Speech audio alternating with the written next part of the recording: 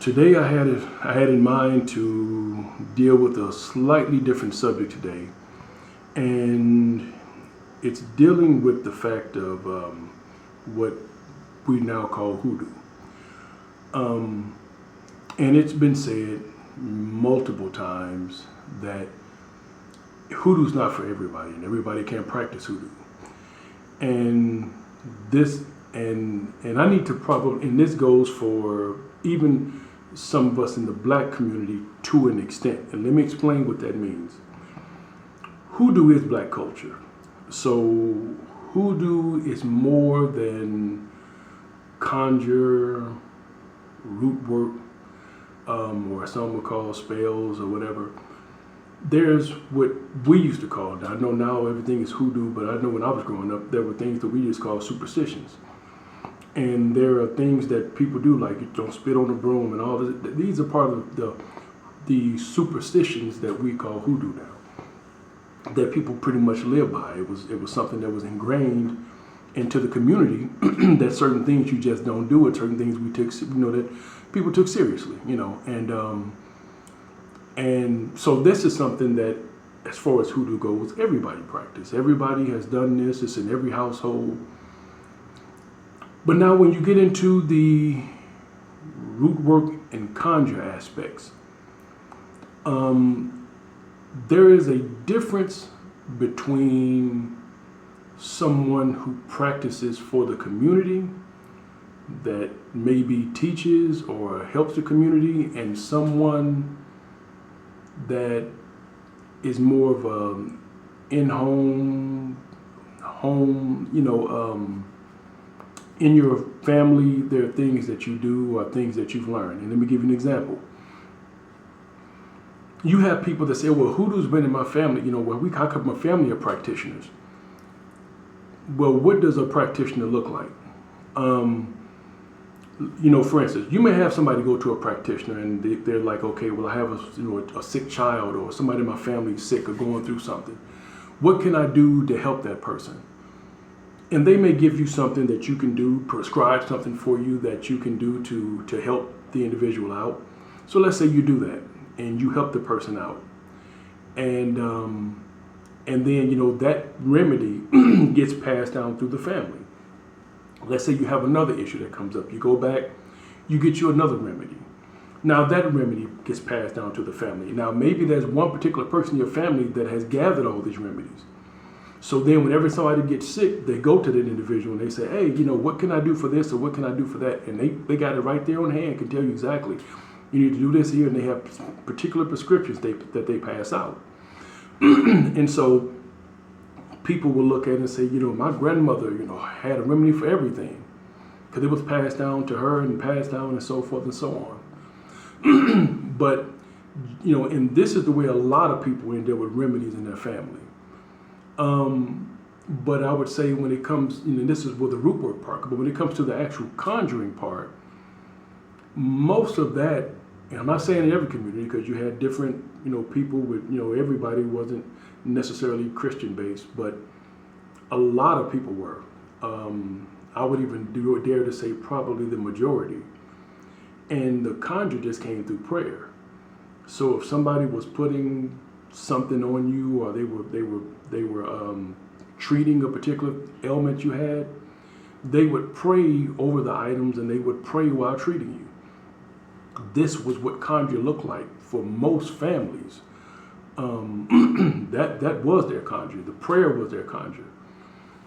But now, and so what happens is that now what we see is, because some of these things have been passed down through families, people are finding out they have some of these old family recipes and automatically think that this means they're supposed to be a community practitioner or a community worker. There were never many community workers. There were only a few. And people usually borrowed from what they had and took it and helped their own families. So in this sense, hoodoo is for anybody that came through the American, here in the U.S. soil, that have our lineage of slaves. That was something that was passed around to everybody. So everyone has a share in that. But when you talk about a community worker, that is a different category in and of itself. And the issue is that most people are not just satisfied with helping their family or helping the people that are close to them. They want a name, they want recognition, they want acknowledgement for being these super hoodoo-esque people. And here's the reality when it comes to hoodoo. Hoodoo is a lot like everything else in black culture. You know, when you look at jazz, when you look at blues, when you look at hip hop or rap, we all take credit for it. Say, you know, we invented hip hop, we invented jazz, we invented blues.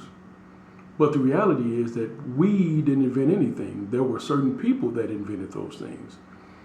There were certain people. There was somebody specifically that invented blues, somebody specifically that invented jazz, somebody that invented rap. But this was not something that everybody invented, although we all take credit for it. And it's kind of the same way when it comes to hoodoo practitioners. The thing that makes hoodoo what it is the same thing that makes, see, this is the reason why, you know, when you look at, people say, well, you know, you look around the world and you see everybody looking at what somebody does in hip hop, they're copying the dances, they're copying this and they're copying that. And the first thing people say is they're stealing our culture. That is absolutely impossible to do. The same way, it's impossible for everybody to be a community practitioner. And I'm going to show you why it's impossible. Now, you can look at what's been put out and you can duplicate it. You can try to put your own little spin on it and you can try to perfect it. You absolutely can.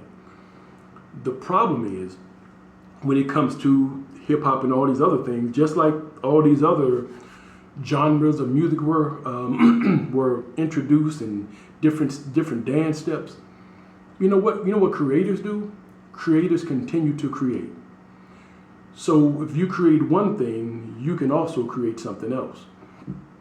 See, when we enjoy different dances and things in the community, all of us don't create. There are certain people that do. And those creators create on the behalf of everybody. So the thing that makes us, the thing that makes black culture what it is not what can be copied. It's what can be created. Same thing when it comes to hoodoo. It's not about necessarily the roots and the certain, you know, you got to have this root and this herb, and everybody's talking about ingredients. If you are a true practitioner, you can create out of anything. You don't need the exact recipe or the exact. That may be something that is comfortable, something that you know works, and something that you've relied on, but it's not an absolute. It's a baseline, but you could literally eliminate that entire base. Move a real practitioner from one place to a foreign land, and the work wouldn't stop. Because hoodoo is something that is within the person. So when a real practitioner, when a true worker is actually doing work, it can be done anywhere, under any conditions, at any time, and at any place. Most people can't do that. That's the reason why everybody is not a community worker. Although we do see a lot of people now online portraying to be. And what they've done, they've read several books, learned a lot of recipes, seen the way a lot of people have said, okay, conjure this way, conjure that way, and they're trying to follow all the steps. But when you are an actual practitioner, when you're a real worker, the conjure doesn't come from the outside, the conjure comes from within. The conjure comes from what is being given to you, what is being handed to you. This is why it can't be stolen.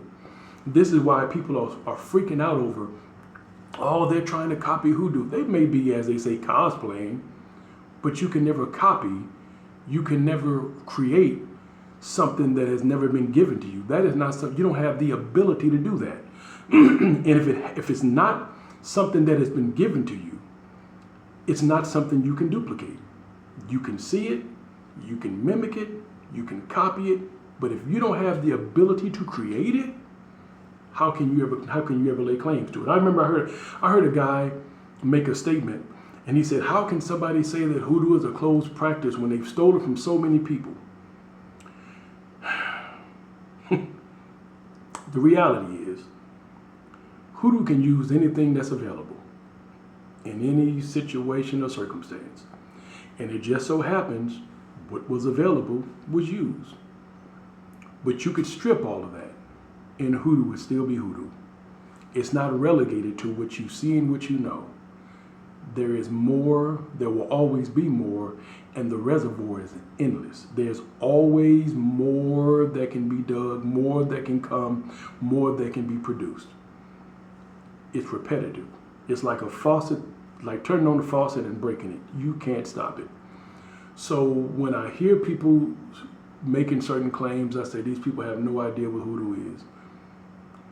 I remember even as a child, I remember things that would be done one way, one day, and for the exact same thing, something else a different day. Like, in my young mind, I'm thinking, well, if you did it last time this way, why don't you do it again this way? Because it's not necessary. Like, yeah, I did it that way last time. I can do it this way this time. Real practitioners. So people really need to stop worrying so much about people taking something. You can't take what doesn't belong to you. You can't take what you don't have the ability to access. Everybody doesn't have access. And that is definitely true for those who don't have a connection to our descendants. To the people we descended from to our ancestors. If you don't have access to that, then what are you going to do? Or you have to wait for someone else to produce something, so then you can. It's like medication. You have a place where medication is created. All you can do is stand in line and wait for the medication to be packaged. Then you come and get it, and you take it and you distribute what's already been created, but you can't create it. That's what makes hoodoo differently, and that's what separates hoodoo from everything else. Everybody has conjure. Everybody has roots and herbs. That's nothing. Everybody has that. But it's not if you have it. It's do you have what we have? Do you have access to what we have access to? And the answer to that question is absolutely not. It's just what it is. One of the things that makes us special is the fact that we have DNA that goes in so many different directions. There's so many things that we can access that someone who only has DNA that goes in certain directions cannot. But then again, that's what makes hoodoo hoodoo. We're unique people. We're different. We have lineages all over the place that we can access, and we can create wherever we go. We don't only create magic, we are magic. Even though I don't really like that word, but that's what we are. We get it through our lineage. And nothing and nobody can ever take that away. Nobody can replace that.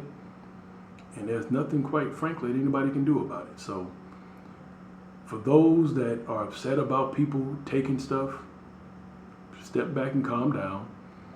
And for those that know that you are not a legitimate practitioner, quit trying to teach people something that you literally have to pick up a book yourself, learn, and then wash, rinse, and repeat.